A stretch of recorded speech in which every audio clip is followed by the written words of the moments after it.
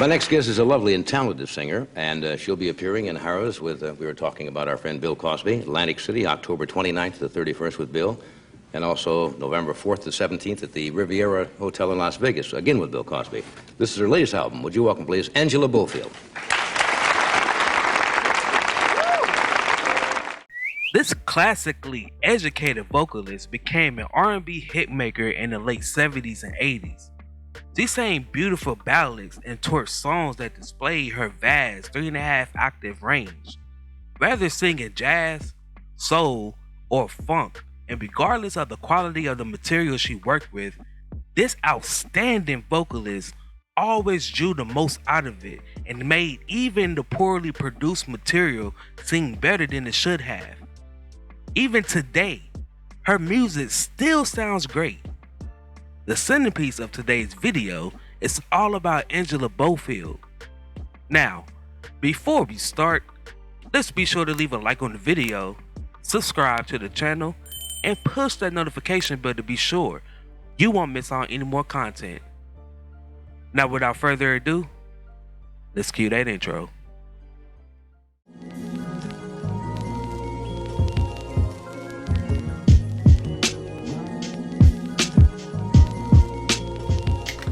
Born on May 2nd, 1954 in Brooklyn, New York, to a Cuban father and a Puerto Rican mother. Her father was a longshoreman and he also played the conga.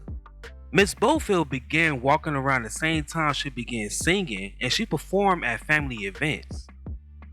Bofill was raised in the Bronx, where she listened to Latin music and was inspired by many American performers. During her childhood, Bofill spent the weekend studying classical music and singing in New York's all-city choirs, which included the top vocalists from all 5 boroughs in high school. There was no family opposition to me becoming a singer, but my mother insisted that if I wanted to sing professionally, I had to go to school and study for it, she told the Times in 1982.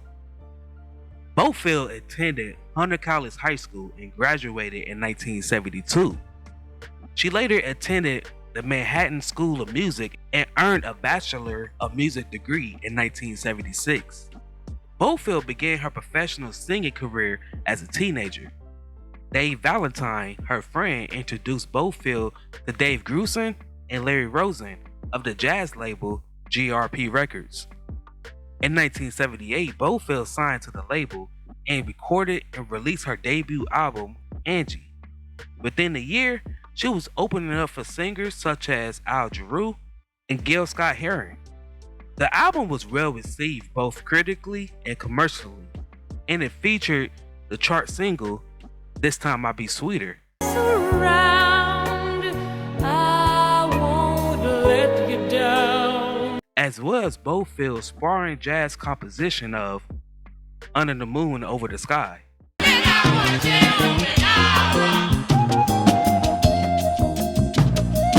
Less than a year later, her second album was released, titled Angel of the Night, and it exceeded its predecessor.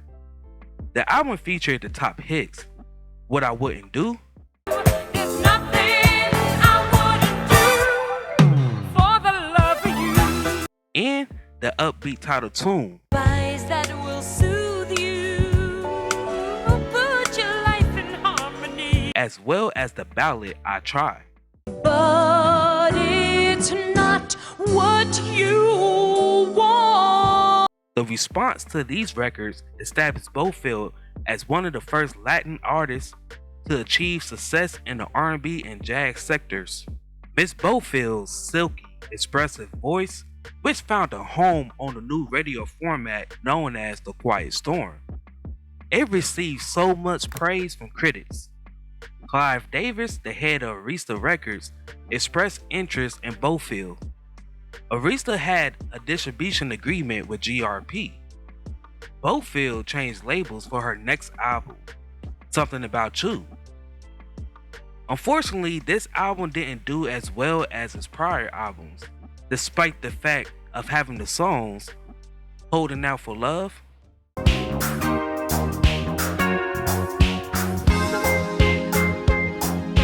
and the title tune, which both peaked the top 40 of the R&B charts.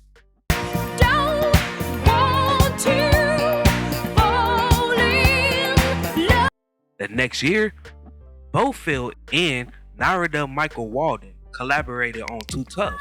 The title song peaked number 5 on the R&B charts and also peaked at number 2 on the dance charts.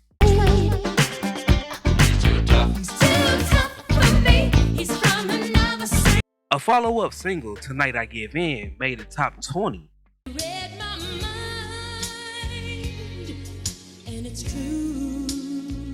Several months later, Bofill published her final collaboration with Walden. This album was called Teaser.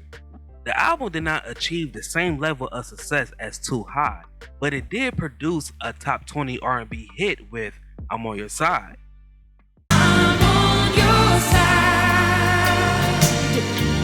when time. Now this song has been recorded by various singers, most notably Jennifer Holliday, who had a top 10 single with it in 1991. Bofill made 2 more albums for Arista before leaving in the mid-80s. Following the birth of her daughter, she signed with Capitol Records where she released the album Intuition.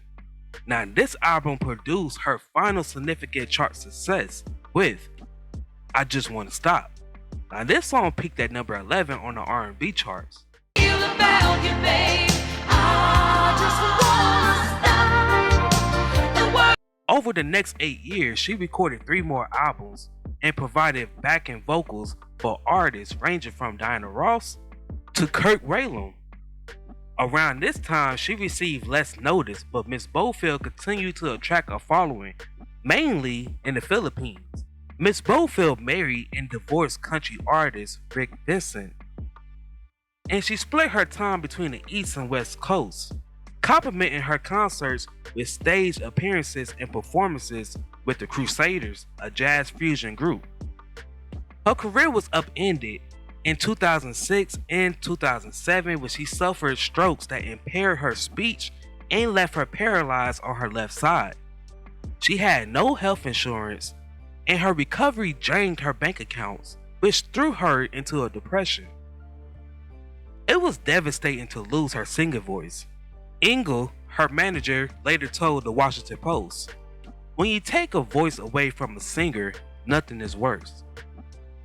A lot of it was like, what do I do now that I can't sing? That was her life. Her lifehood was her being on stage.